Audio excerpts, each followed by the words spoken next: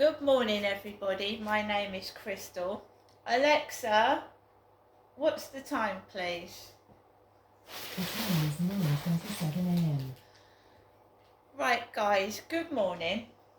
This is my rubbish bag. I'm taking out to the rubbish later. So, I was uploading the video, the previous one, to YouTube. I made myself a cup of coffee. I was quite happy and contented. And then my mother, Jennifer, rang the phone from Chatham, where my mum lives. I don't have a landline phone. I think most people use mobiles now. The landline phone was a way of communicating. Well, ever since I was a little kid, I remember the old phones, the great big receivers, and the hand dial phone. So ever since I've been a kid, my family have always had a landline phone, and my mum is still using one today, but an up-to-date modern version. And she's always rung me on the phone. When I was married, she rang me almost every day on the phone up in Gloucestershire when I was with my ex-husband, and he was at work. And I remember my kids toddling around the flat while I was talking to my mum for an hour, trying to peel the wallpaper off the wall. It must have looked funny, but to a young mum that was trying to keep two boys very close together. My sons are 9 months apart, my sons are.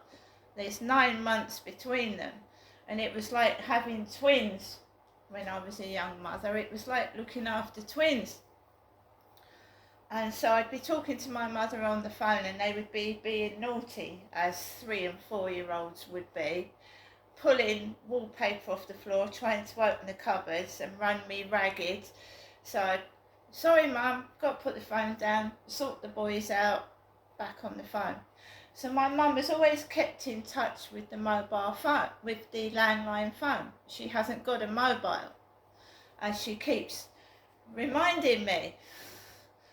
Right, so I am now in my 50s, and I've still got a mother just controlling me, and I'm trying to cut the ties. I'm nearly 50. I'm over 50, and first thing this morning, hello Genestra, how are you? I'm fine, thank you. Kind thoughts is better than money. I went, yes mum, that's true. Booming over the phone. Trying to stir things up and make me miserable. I've got some items coming in the post over the next couple of weeks. I'm struggling myself. My TV's broke. My washing machine's broken. I'm trying to, I'm happy in my own self. I'm happy with what I've got and everything in my life, and my mother isn't. So her way of coping with that is to wreck other people's lives and upset them. And that's the truth. And now my father's gone, she's on to me. So first thing this morning, hello Genestra, how are you? Fine mum. Because she used to say, oh, do you want to come up today? Now she's saying she's got absolutely nothing in the bank, which is none of my business. It's not. And I said, yeah, I'm fine. I said, money doesn't matter. And it doesn't. It doesn't. Money doesn't matter. There's always someone by my side, and it's not my mother. It isn't. It wasn't teachers at school that got me through bullying and sexual abuse. It wasn't. Half of it, or mainly most of it, was myself being resilient and not letting myself get so depressed. like other people that can't cope, and commit suicide. I was sexually abused from the age of 10, that I can remember. My dad used to hit me at least from the age of 4, because my father was in prison for the first 2 years of my life. My father, Derek, was in prison for the first 2 years of my life for manslaughter. My mother continued to have relationships with my dad, sexual and whatever, with my father, after he was committed to prison for manslaughter. And when my dad got out of prison, he did not change his ways. He continued to beat the living daylights out of me and my mother in front of me, right? My mum was a weak person. She stayed with a man that committed manslaughter, and she allowed him to abuse me. Right? That is facts. I am tired of sticking up for a mother that clearly isn't able to look after herself and never has been, and the bent, corrupt social services and her mental health team that have done nothing at all.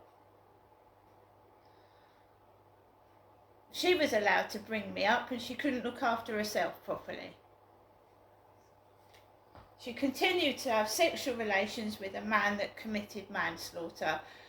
What do people want me to do? Do you want me to start feeling sorry and have sympathy for someone that clearly hasn't got a clue about how it's inflicted pain and misery and torture on my life?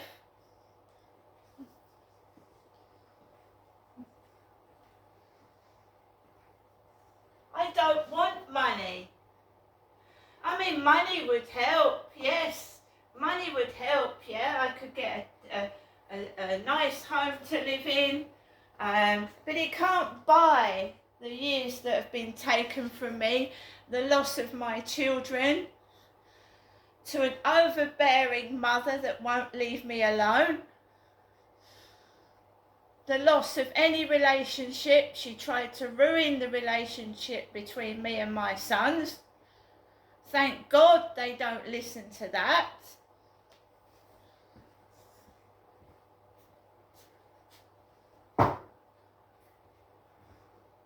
The money that she had was the money that, you know, most parents, right, when they own a house, years ago, used to leave the property to their children. My dad was a nasty, evil man. He abused me all my life. He hated me. He subjected me to sexual torture. And I believe I was taken away from my children to be abused again at the age of 40 plus. Right? So he sold the house in Victoria Road. He sold it out of spite. Right? He sold it. And he must have got about £55,000 for it at least. Right? He was like Scrooge, a miser. He kept the money and he lived like a pauper. Right? Like my mum's doing right now. And she had that money. She must have had £55,000. Right?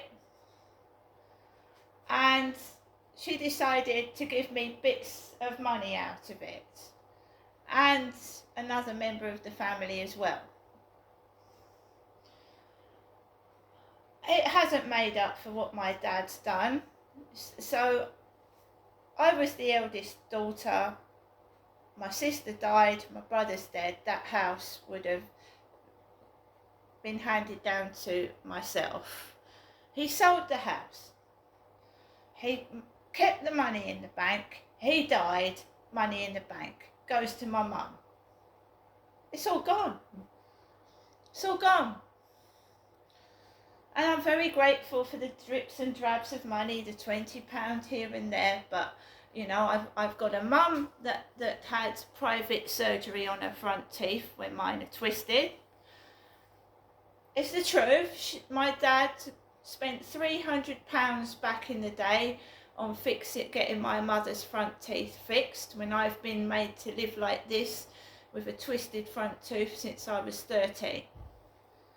I'm sick of it. I'm absolutely sick of it. I'm sick of everything. You know, it's all my fault all the time, you know.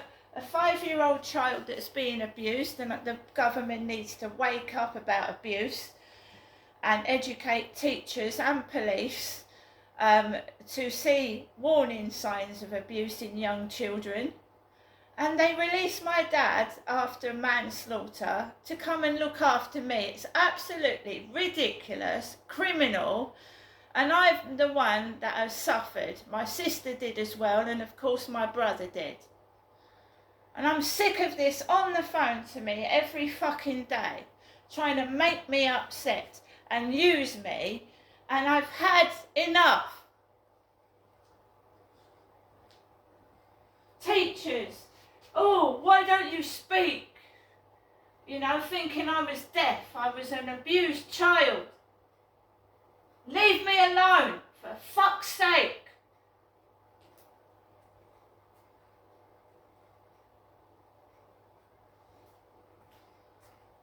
A greedy, manipulative mother. Greedy and manipulative. If I ring her up to ask if she's okay, puts the phone down. Rings me up this morning. Oh, kind thoughts are better than money. Of course they, you know, I'm not interested in money. Not interested in it at all. It's the root to all misery, don't get me wrong.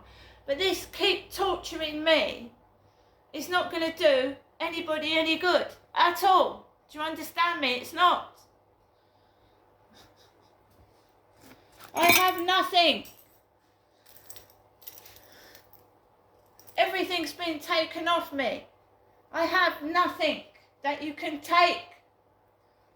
You can rub my face in shit. It won't mean anything to me. I'll get up and I'll carry on. You won't win. Do you understand? Good. I'm not saying that to my viewers. I'm saying it to the people that keep trying to get something out of me. They're not getting it. I have nothing to give. It's all been taken. I'm going to get on with the rest of my day. I don't do bad things. When I am in trouble, it's not my mother that helps. It's me. Me. And my faith. Right? Me and my faith keep me going. Nobody else does.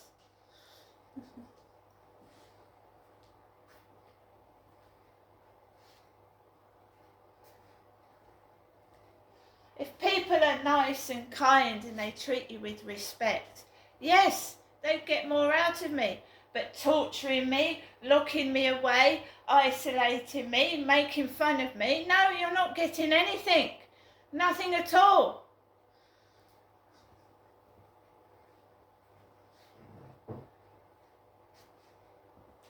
How can a 5-year-old child understand what's going on, and a teacher telling a 5-year-old child to pull yourself together? You know, why don't you speak? Did you bother to find out? No, you fucking didn't. And it's all right, Keir Starmer, right, sorting out the NHS now and fucking doing this now. There are a lot of people like me right now afraid to speak about what's happened to them. They deserve compensation, so do I. And stop trying to cover up your tracks and get rid of things so there's no evidence, right? I encourage anybody that's been treated like myself to come forward and be strong and stop hiding so these criminals don't get away with what they've done. See you later.